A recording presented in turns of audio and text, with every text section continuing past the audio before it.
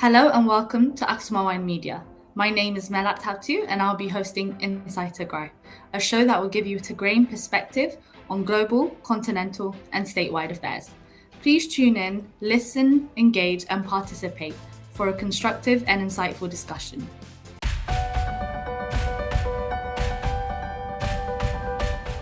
Thank you today for joining us on today's episode of Inside Tigray, Tim. Much appreciated. I know you have a lot of commitments and you're probably busy, and we really appreciate you taking the time out to join us today. So let's start off with introducing you. So I'll let you take the lead on that. Introduce yourself, what you do, your background, and also what you have been doing in regards to the war in Tigray and the general Ethiopian context. Thank you for having me. So my name is Tim, and you might not know me directly from my work. I've been covering up behind Jan Nijsse, Professor Jan Nijsse from University of Ghent.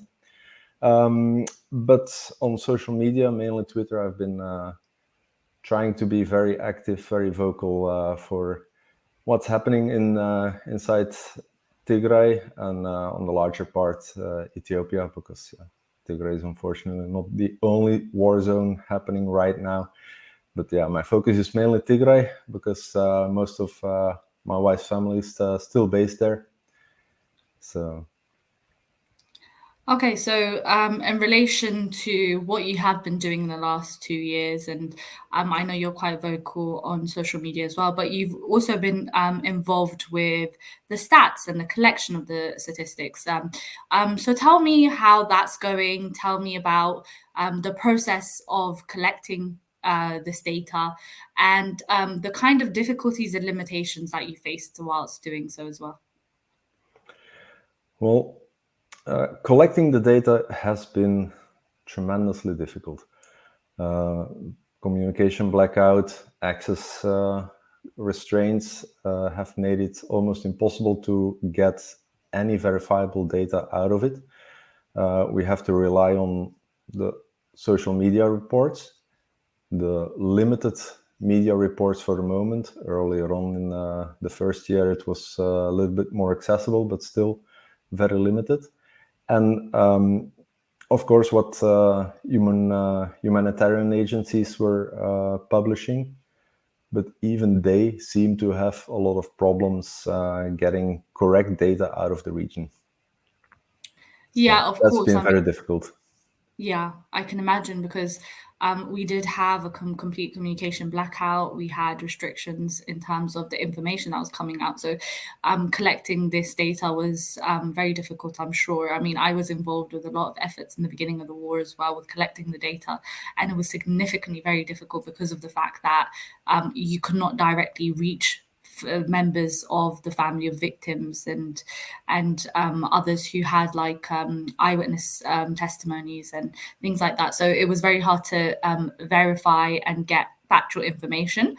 So a lot of the data that we had initially received was almost just a general approximation of like what was going on. It wasn't we weren't really set on a lot of the numbers. So I mean, you know, fast forwarding on to now, present day Tigray.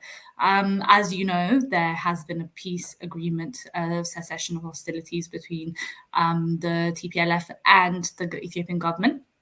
And this seems to have, you know, especially, you know, on the media front, we seem to see a lot of PR according to the humanitarian aid and the level of the extent of distribution. Maybe it's being passed off as if the extent of distribution has increased and the efforts of these humanitarian agencies and their ability to actually maneuver around Tigray has increased.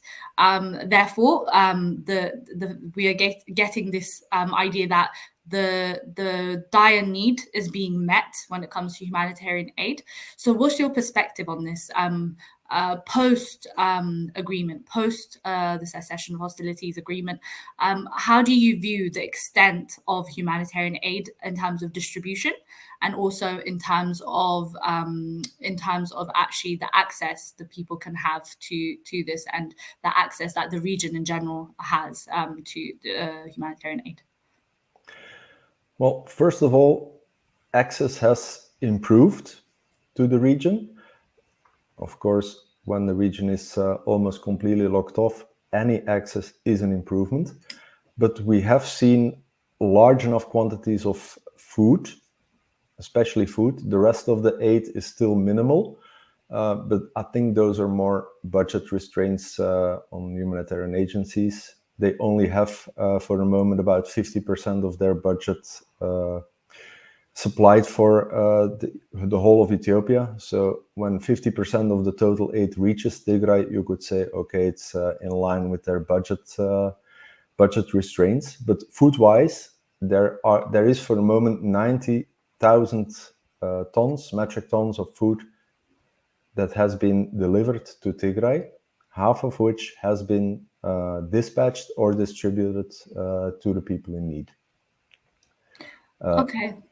Since I think since beginning of October, middle of October. Okay. So that would date before the cessation of hostilities rather than after.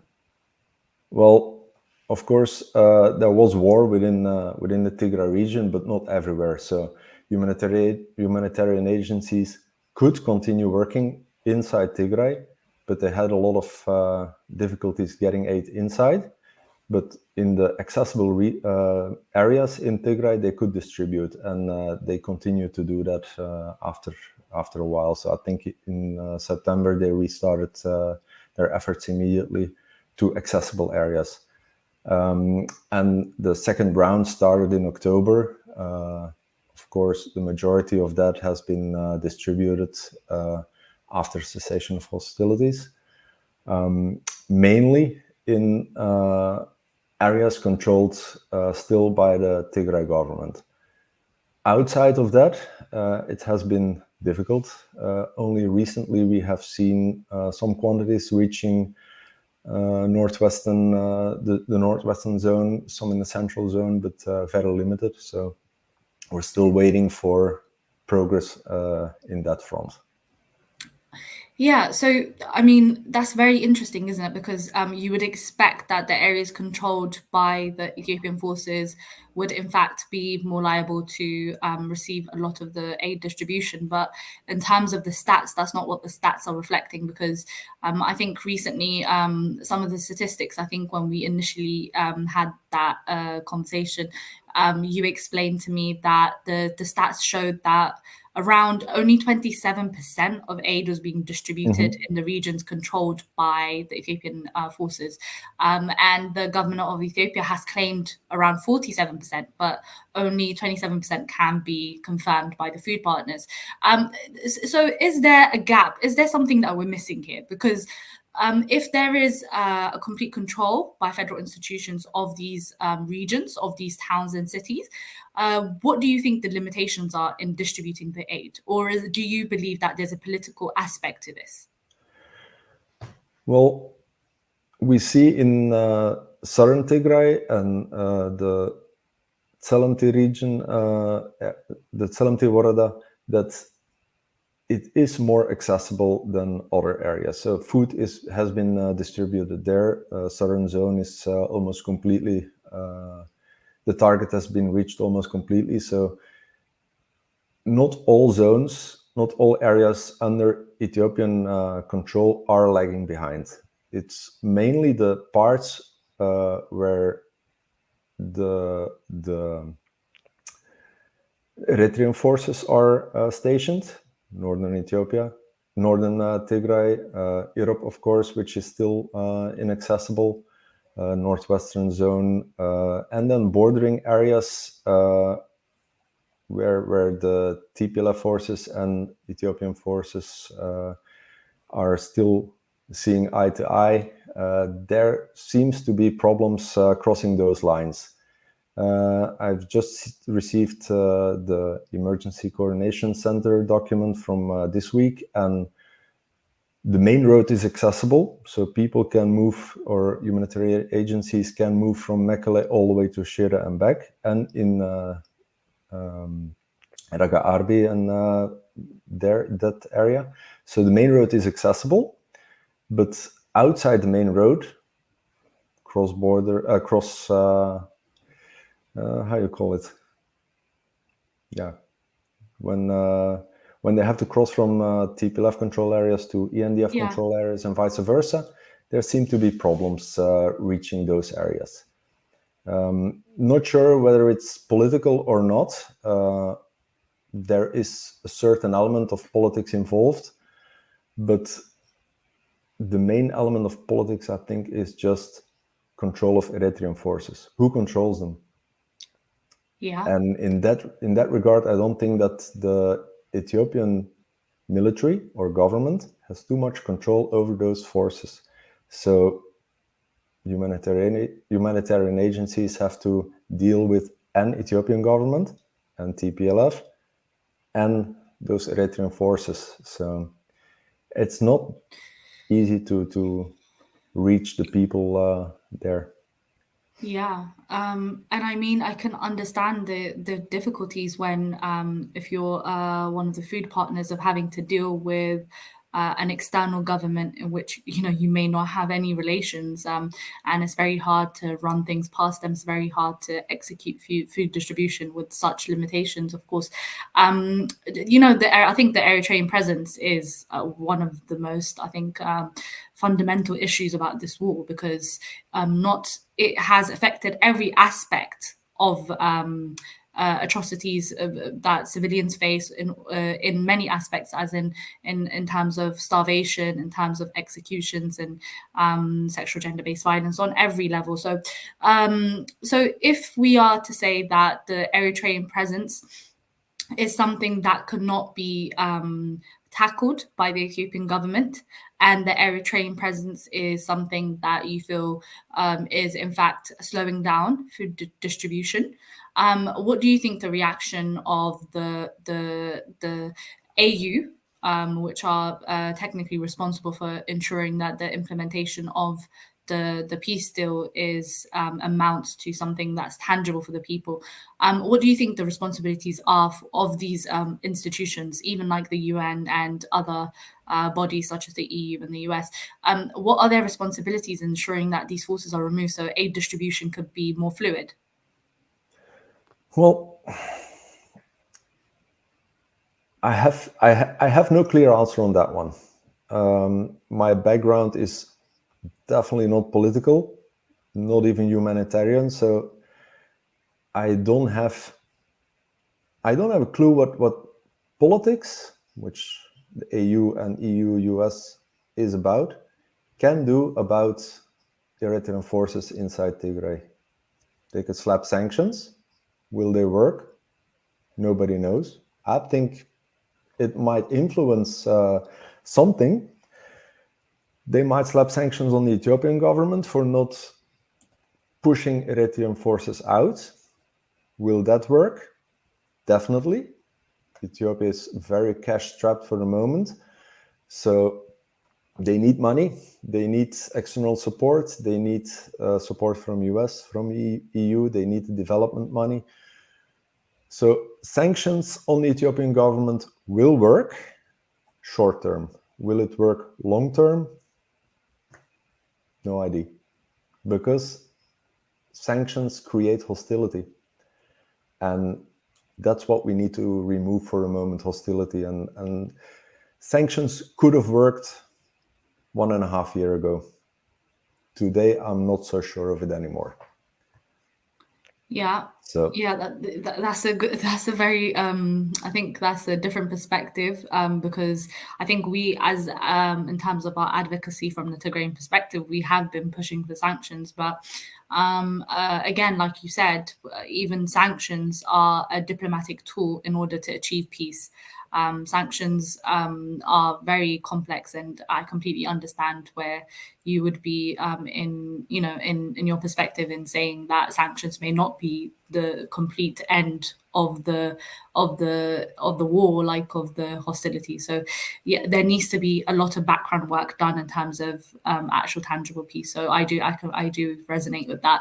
But when we go back again to the deaths, and again, like when we're talking about the Eritrean forces being in the region, you have worked with a lot of the stats and collecting the stats of civilian deaths and the death toll in general, I think in some of your work. And I think the estimation of the death toll has, it has been out there as being over 600,000, and also, and this is, I think, something that's echoed by various entities as well. And this death toll is quite high, isn't it? And sometimes when we talk about this death toll, it seems to be a bit murky because people seem to think that this could be the soldiers, this could be civilians. We're very unclear. So just break down these statistics for us and just let us know what these statistics mean, what the numbers mean, and where we're getting the numbers from as well. Mm-hmm. The numbers that are being thrown around are indeed staggering, 600,000. We have been saying that too. Earlier on, we said between 385,000 and 600,000. Of course, people only listen to the highest amount, 600,000. But that's a worst case scenario, luckily. We have been revising the numbers. There's been a little bit more access. We could communicate. We did some more in-depth calculations. And luckily, they have been revised downwards. Of course, it's still theoretical calculations.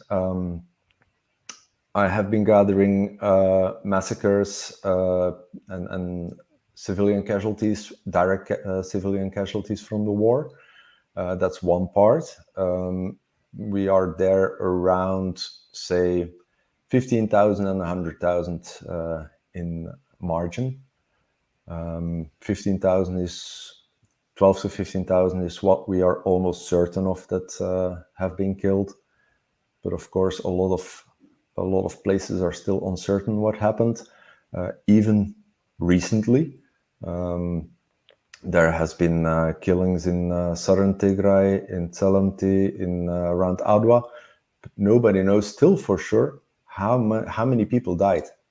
Even though there's now communication possible, still there's no real access, so we don't know the real extent of what happened even last month, 2 months ago. So that's why there's such a broad margin between those killings.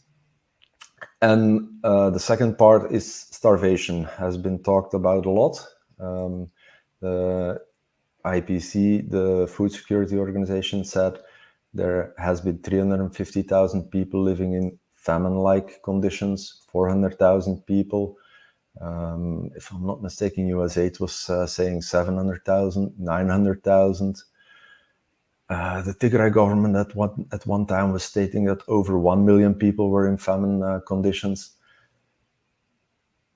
Because there hasn't been real access, it's difficult to say which number might be correct. We took the IPC because that's the most detailed.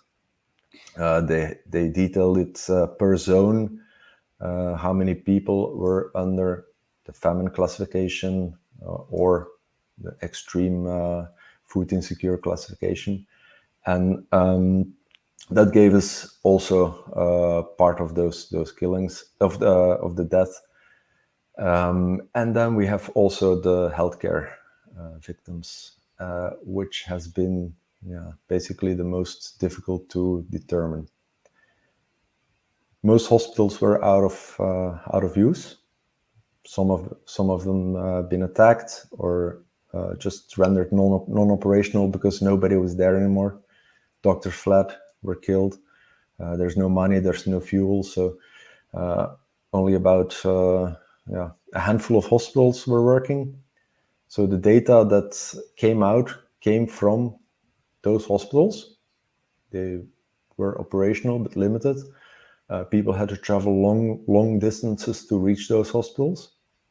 So the data that was received by those hospitals was skewed. It wasn't reflective of the situation at hand.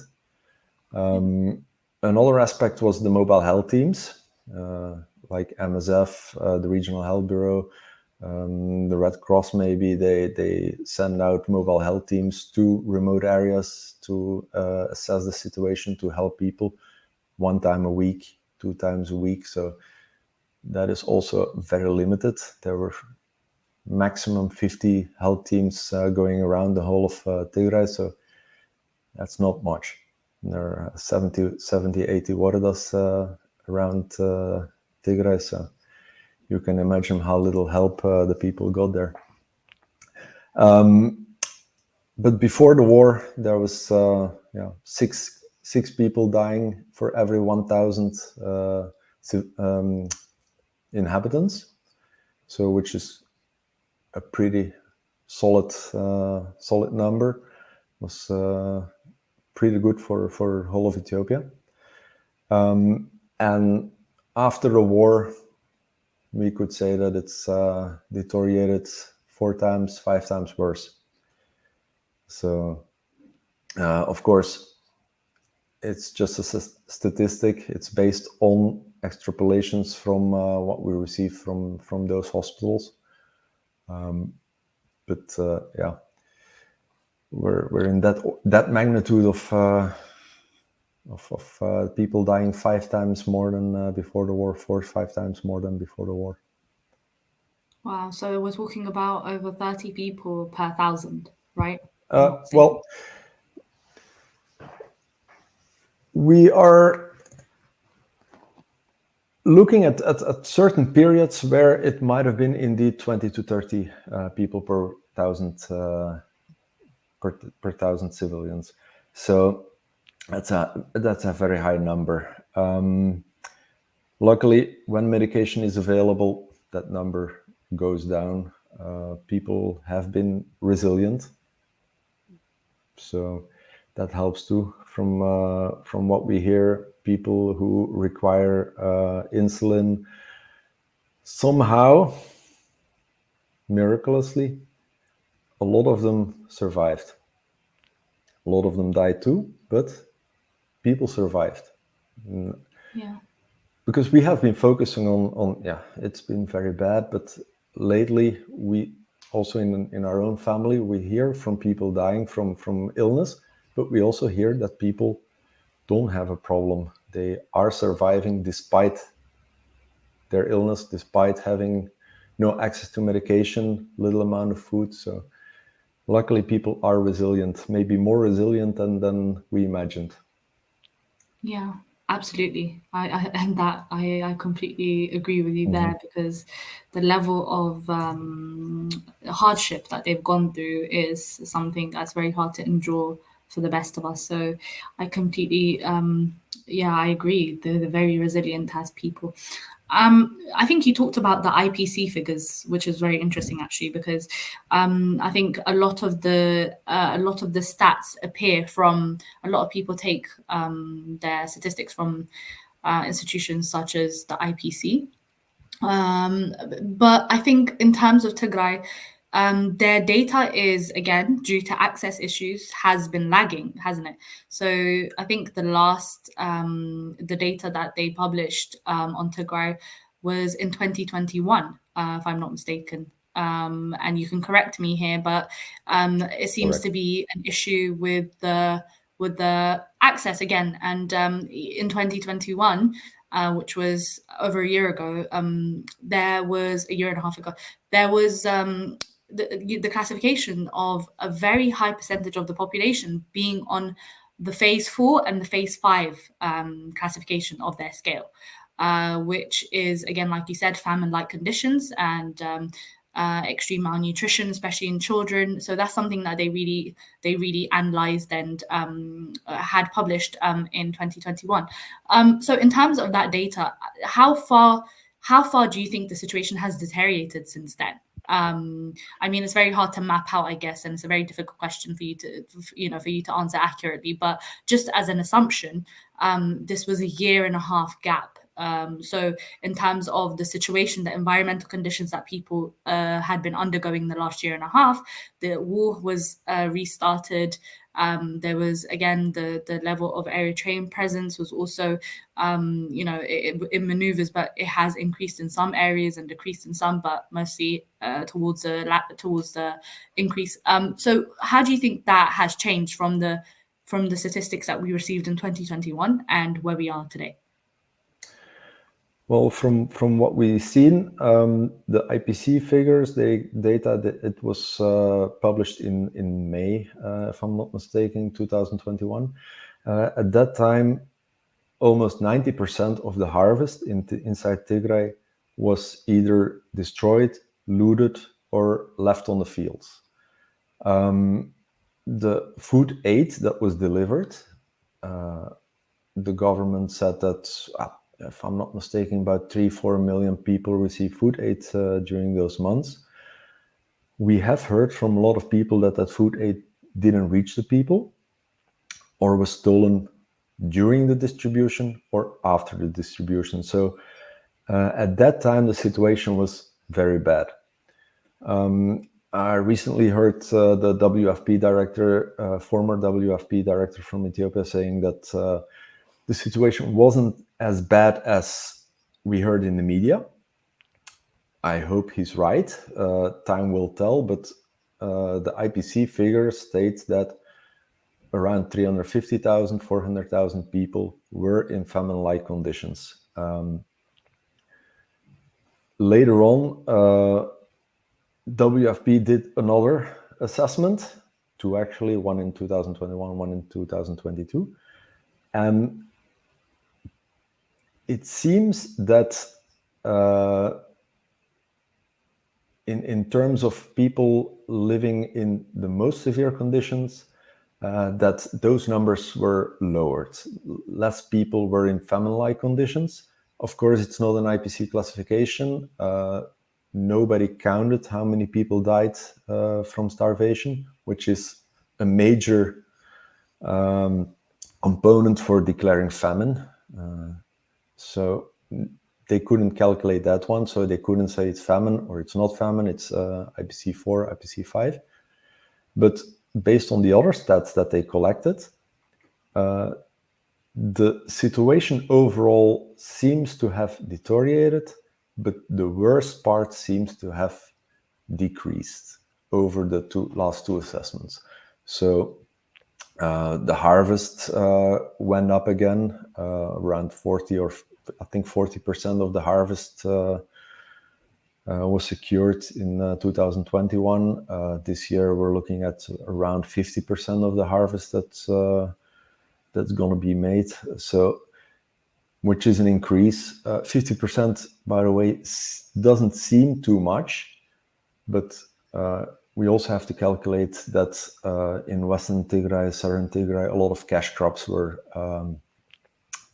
harvested, like sesame and other crops, which can be replaced by other crops. So that 40-50% of harvest is enough to feed 80% of the population in Tigray. So that's an advantage. More food was in the region. It wasn't probably distributed because of lack of fuel. It stayed mainly in the countryside.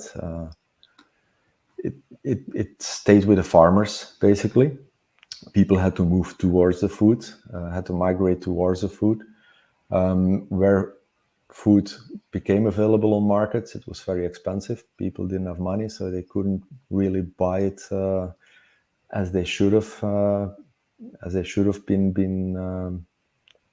able to buy it. But overall, it was better food-wise. There was more aid in the region too. After the Tigray forces took Mekelle again, there was an upsurge in food distribution. And in those couple of months before the blockades happened in October, if I'm not mistaken, it was October 21, where the region was blockaded completely again, a lot of people received food aid. So I think that tempered the whole situation in Tigray starvation-wise. There's also the question of how much food was looted from Afar, from Amara regions. Every food store there has been looted too. Did it go to the soldiers? Definitely. Was some transported back to Tigray to help the people over there? Most probably too. So that all made sure that people inside Tigray were able to survive. Yeah. I think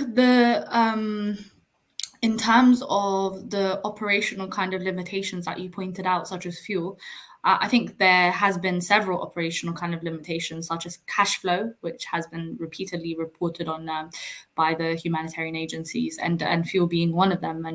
And so, having the aid reach the region is not the end of the problem, isn't it?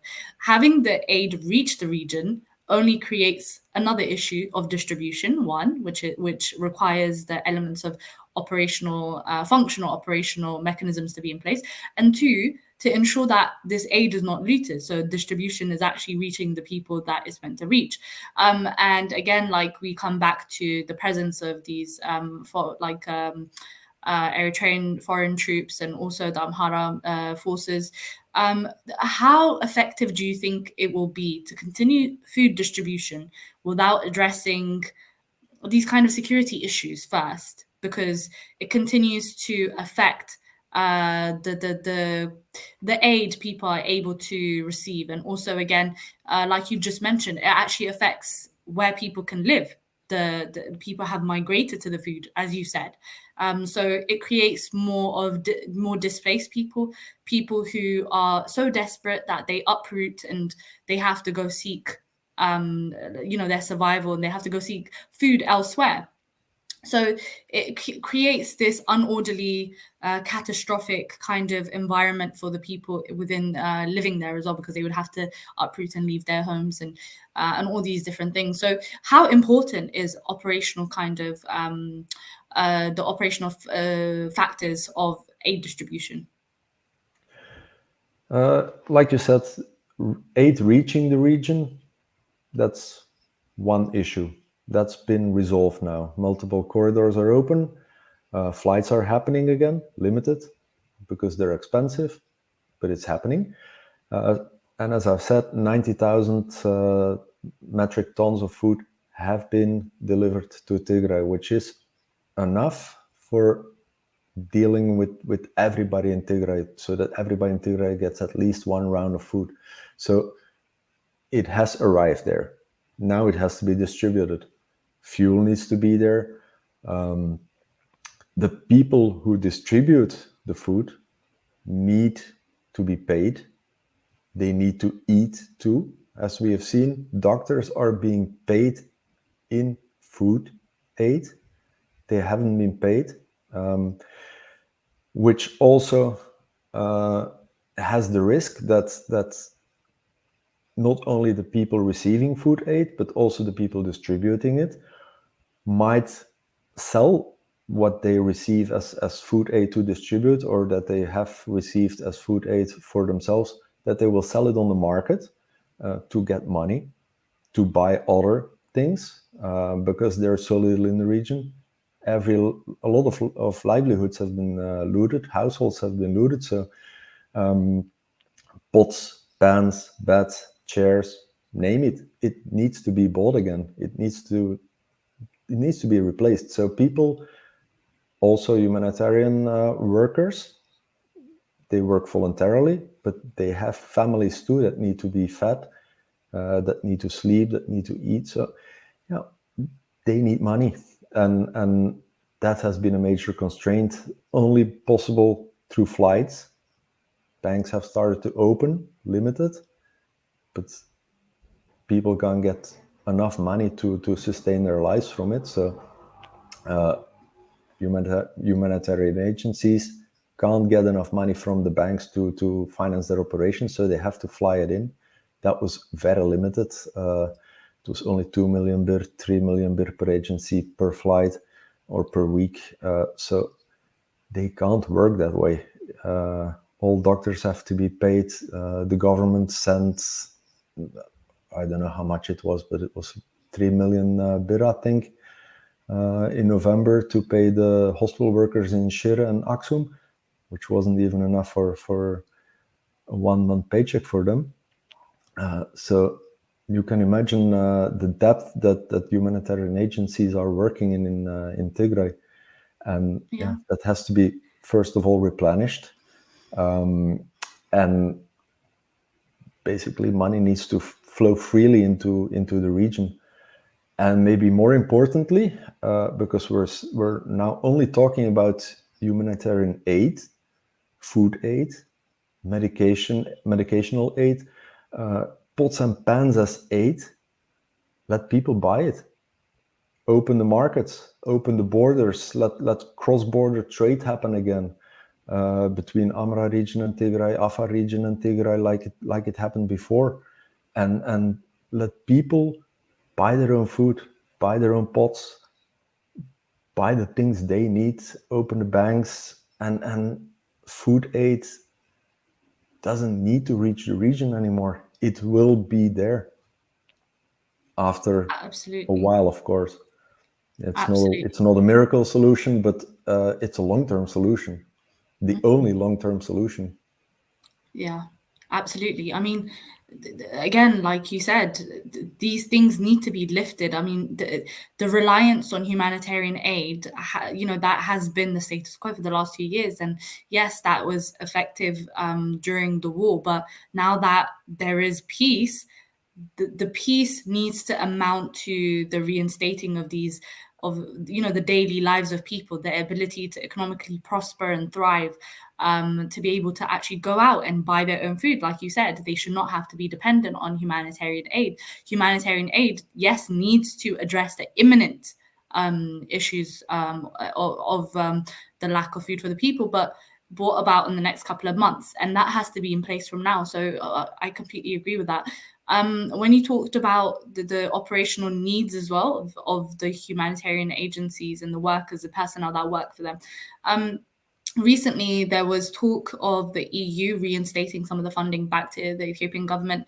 But how effective is it, do you think, to reinstate these funds back to the Ethiopian government without assuring that, again, like you mentioned, the operational kind of aspect of that affects all aspects of the war and the needs of the people and the personnel working to serve the people, that they are met, that the budget has been reinstated, so these people that work in the hospitals and that work in federal institutions can be reinstated and they can begin their jobs and they can begin to be able to be self-efficient? How important is that?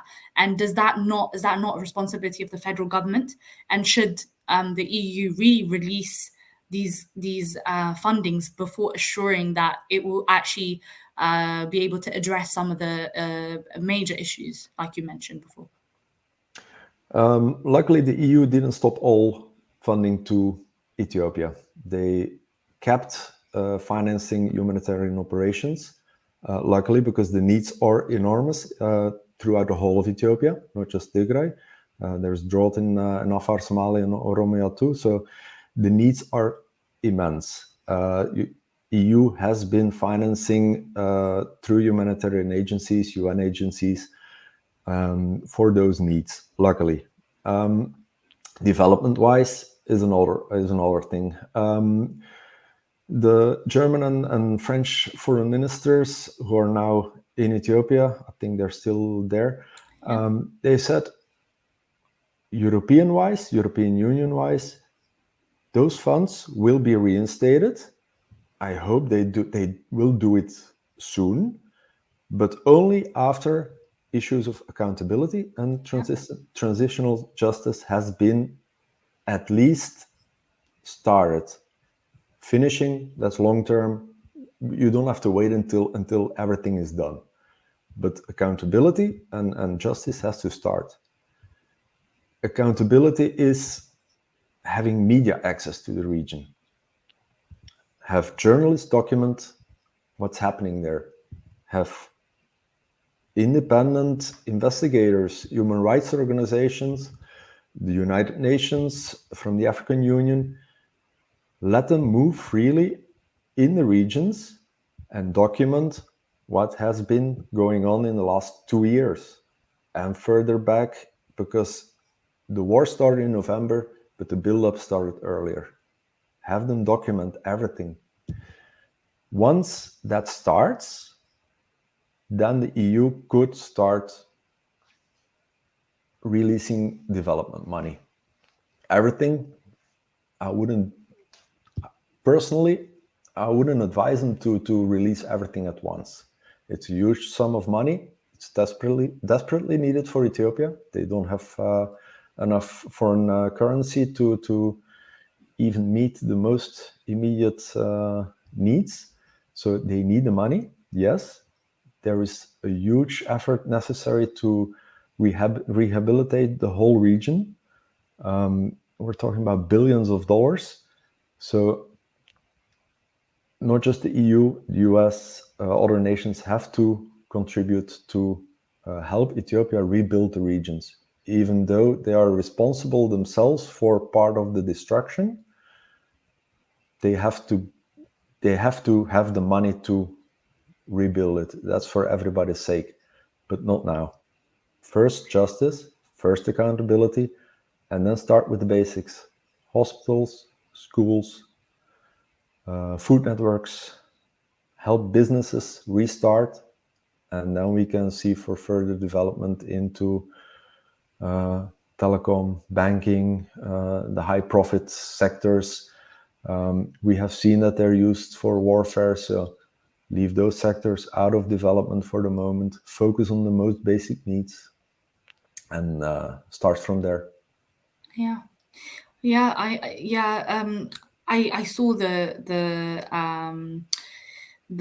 German and the French representatives who are currently, I think, and if they have not returned yet, in Addis Ababa, and I saw some of the stuff that you mentioned about what they said, the statements that they made about justice and accountability, and you know that really got me thinking, because I think that sort of somehow ignores the elephant in the room, because to go for justice and accountability whilst you're still effectively occupied by the hostile forces that continue to cause things that counter justice and accountability, isn't it a bit of a juxtaposition? And does it not, like, even if we go to the statistics, like I think there were statistics that I saw about the level of death, civilian death, after post the cessation of hostilities agreement. So how effective is it to really speak about this justice and accountability, and trying to rebuild and trying to reintegrate a lot of the federal institutions with the Tigrayan society, without actually ensuring that the imminent danger has been removed, so that justice and accountability can take place? And do you think the EU is really has looked at this from a whole 360 kind of perspective? It's difficult to answer that one. Yes, Eritrean forces have to be dealt with before justice and accountability can be fully served. The fact that they're inside Tigray by itself is not necessarily a limit to start the accountability factors and the justice or even to restart development money. The fact that they're there is not necessarily a limitation. The fact that they're still hostile to the region, that they're still looting, that they're still killing, is of course a major concern. That needs to be dealt with. The Ethiopian government, the AU, should push for a real cessation of hostilities by that third party. If that's not happening, other measures have to be taken. There is a monitoring team in place in Tigray. They have to deal with it. I'm not sure if they are capable of, if the Ethiopian government is capable of really stopping the Eritrean forces. I'm not even sure if they're capable of stopping Amara forces or the Amara region, because it's the Amara region in control of Western Tigray for the moment. I'm not sure if they have the capability to fix that for the moment. But then again, occupation shouldn't be a limitation to moving forward. Cessation of hostilities, real cessation of hostilities, is what's needed, and then everything else will move forward eventually. Yeah. I guess that's a different perspective than the way I looked at it. So I can understand what you mean by that, because without starting the process, you can't possibly begin to address some of the issues as well. So it kind of I completely understand where you're coming from as well. I guess there's two perspectives to this. If we, I think towards the end of our time here, if we touch upon Western Tigray and whether there has been any statistics that you managed to collect, any data that you managed to accumulate from the stats and from the information that you're getting from there, or generally, I mean, we still know it's currently occupied by the Amhara forces and the Eritreans. So how has it been possible to do any work in relation to this? It's a blank zone. It's a blank zone for everybody. Documentation has been almost non-existent there. We have seen satellite images of villages burned. We have seen sometimes even small settlements completely erased from the area. We've seen whole blocks of houses destroyed. So it has been bad over there. How bad? We don't know. They say 1.2 million people have been displaced from the region. I think that's a bit much. It's probably a lot less, but still a lot of people have been displaced from the zone, have been killed. We hear a lot of stories that have been circling in the news and from refugees in Sudan about killings down the road, executions, but we don't have any concrete data around it. We don't know when they happened exactly. We don't know where exactly. It was people on the run, so it happened somewhere in Western Tigray. It could be duplicate data. If 5 people see the same killing, they narrated it 5 times. But then again, it could also be 5 killings. So we don't know what's happening there.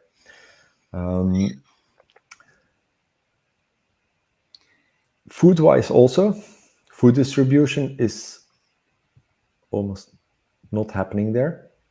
The only partners there in medication was for a long time the ICRC. So they don't share data too. They work completely neutral. So they don't say what they saw. They say, of course, to the parties involved, but not publicly. So Western Tigray is blank spot. Yeah. I mean, isn't there a possibility of the use of satellite imagery to identify some of the to give us a bit more insight of what's going on there? And is that being used by the EU, the US, and even the UN? Like, is that something that has been a tool that they've been using? I'm sure they have been. For a long time, that was the only tool that was available to really see what happened. You can't see with satellites what's happening, especially definitely not for commoners like us. It's a static image. You saw what happened last week, for example, but you don't see what's happening today. When a village has been burned, you see it only afterwards, but you don't see who did it. you can see almost when it happened, but not concrete that day it happened. Sometimes yes, most of the time not.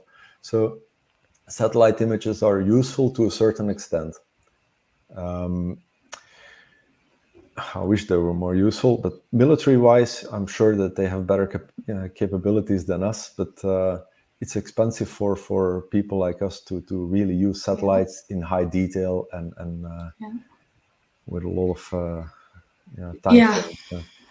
I think you're absolutely right, because it's very hard to get real-time kind of analysis on who is the perpetrator, who did what with satellite imagery. So yes, it doesn't really, it tells you about the level of atrocities and the level of destruction, but it does not point to the perpetrators. So there is a massive gap there again, which is why we definitely need that monitoring mechanism to be in place, the monitoring mechanism that's exercised by various entities. It doesn't essentially need to only be through this peace process, does it? It doesn't need to be through the cessation of hostilities agreement, but I think it needs to be observed by the bigger institutions, global institutions such as the EU and so on. But I think there's so much that we can keep talking about, Tim. I think it's been such an insightful discussion. And you definitely have a complete different perspective on certain things that I initially gauged on certain situations. So it's been great to really understand your perspective as well. And thank you so much for joining us. And thank you for taking some time out. And also thank you for the documentation and the work that you do in terms of data collection. It's much appreciated. And we hope to maybe have you at a later time where you can give us more of good news and more statistics that are positive, hopefully. So thank you so much. Much appreciated, Tim. You're welcome, and I really hope next time I'll have really good news. All the food in the warehouses has been distributed all over the place. In fact, we don't even need humanitarian aid anymore. That would be great, wouldn't it? That would be the best. Yes. Thank you so much, Tim. Thank you. And thank you for your welcome. Thank you for watching Inside Tigray. We will be back next time with more topics and more guests.